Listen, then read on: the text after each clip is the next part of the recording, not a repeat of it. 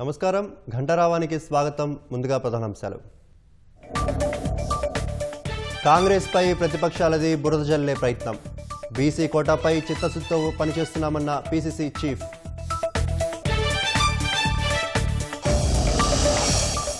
Congress BRS కుమ్మక్కయ్యారన్న Bandi Sanjay.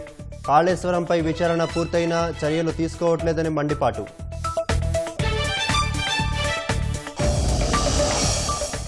పాకిస్తాన్కు చెందిన 5 యుద్ధ విమానాలను కూల్చివేశాం. పక్కా ప్రణాళికతో ఆపరేషన్ సింధూర్ జరిగిందన్న వాయుసేన చీఫ్.